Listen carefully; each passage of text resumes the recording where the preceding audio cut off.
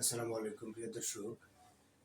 আসল দলিল চেনার উপায় কি আর নকল দলিল থেকে বাঁচার 10টি টিপস আমি এই আলোচনায় ব্যক্ত করব। আমি বিষয়টা নিয়ে কথা বলবো অ্যাডভোকেট আতিয়ার শিকদার, ঢাকা জজ কোর্টে নিয়মিত আমি প্র্যাকটিস করি। অর্থাৎ যদি কোনো একটা দলিল আপনার হাতে থাকে অথবা অপরপক্ষ কোনো একটা সম্পত্তি বিক্রি করতে যাচ্ছে, একটা দলিল আপনার হাতে ধরিয়ে দিল যে এটা আমার দলিল, আপনি চেক টেক করে আমার জমিটা ক্রয় করেন।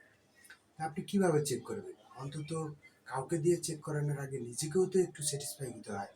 আপনি যাকে দেখাবেন সে সঠিক বলল কিনা এই বিষয়টাও তো আপনার জানা জরুরি।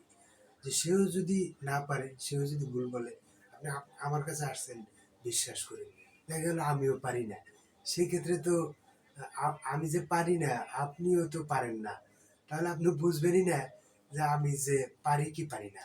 এ কারণে আপনাকে জানা আরো জরুরি দরকার। তো আপনি আসল দলিল এবং নকল দলিল ফাইন্ড আউটের বিষয়টা আমি বলবো। আসল দলিলে কি থাকবে দেখেন, সাব রেজিস্ট্রি অফিসের যাচাই করতে পারবেন। সাব রেজিস্ট্রি অফিসে যখন যাচাই করবেন তখন দেখবেন রেকর্ডের সাথে মিল আছে কিনা। যদি রেকর্ডের সাথে মিল থাকে তাহলে আসল দলিল, যদি রেকর্ডের সাথে মিল না থাকে তাহলে মনে করবেন এটা ভুয়া দলিল। দলিল নম্বর ও তারিখ সঠিক আছে কিনা দেখুন। কোন একটা দলিল হলে সেটা নাম্বার থাকবে এবং তারিখ থাকবে, অবশ্যই এদের সবচেয়ে গুরুত্বপূর্ণ বিষয়। ভলিউম থাকবে, 3 নম্বর হলো ভলিউম ও পৃষ্ঠা নাম্বার। একটা ভলিউমে আপনার কত পৃষ্ঠা থেকে কত পৃষ্ঠা আপনার দলিলটা লেখা আছে সেইটা ভলিউমে থাকবে।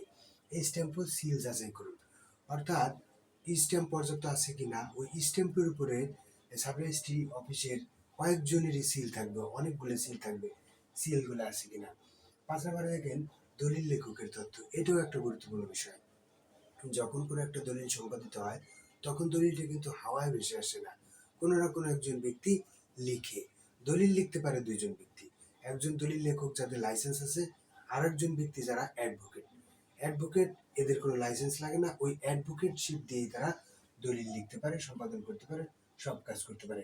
6 নম্বরে স্বাক্ষর ও আঙ্গুলের ছাপ, এটাও গুরুত্বপূর্ণ। দেখেন একটা দলিল অবশ্যই আঙ্গুলের ছাপ থাকবে, স্বাক্ষর থাকবে। খতিয়ান ও দাগ নাম্বার দেখানো, অর্থাৎ একটা দলিলে কিন্তু খতিয়ান নাম্বার থাকবে, দাগ নাম্বার থাকবে। যদি কোনো দলিলে এরকম গরমিল পান, ভুল পান, তাহলে বুঝবেন এটা নকল। নামজারি চেক, যদি আপনার এই নামজারিটা যদি না থাকে তাহলে কিন্তু আপনি মালিকানাই না। কারণ নামজারি খাজনার একটা ভূমিকা এবং নামজারি মালিকানা যাচাইয়ের একটা মাধ্যম। অনলাইন যাচাই করুন, বর্তমানে কিন্তু সমস্ত নামজারি প্লাস খতিয়ান সবই প্রায় অনলাইনে আছে। আপনি তাৎক্ষণিকভাবে এখনই একটা দলিল আপনার হাতে আসলো, এখনই আপনি যাচাই করে বলে দিতে পারবেন যে সেটা অনলাইন আছে কিনা। অনলাইন থাকা মানেই মোটামুটিভাবে আপনি সত্য ধরে নিতে পারেন। সন্দেহ হলে মোটামুটি না, পুরোপুরি সত্য বলে ধরে নিতে পারেন। অনলাইন সঠিকটাই হয়, বেঠিকটা হয় না। সন্দেহ যদি হয় যে আপনার মনে হচ্ছে যে এই দলিলটা নিয়ে কোনো গরমিল আছে, আপনি পারদর্শী কোনো ব্যক্তির কাছে যান, সেখানে দেখান, আপনার একটা সমাধানের ব্যবস্থা করা হবে। যদি এরকম মনে হয় যে আপনার যে আপনি যদি প্রাথমিকভাবে স্যাটিসফাই হন, তাহলেই কিন্তু আপনি বুঝতে পারবেন কার কাছে গেলে আপনার এই দলিলটা সঠিক একটা তথ্য পাওয়া যাবে। যদি অভিজ্ঞ কোনো ব্যক্তি কাছে যান তাহলে আপনি ঠকবেন না, ভবিষ্যতে আপনার একটা ভালো ফল বয়ে আনবে। যদি কোনো বিষয়ে জানার থাকে আমাকে কমেন্টস করতে পারেন। আসসালামু আলাইকুম।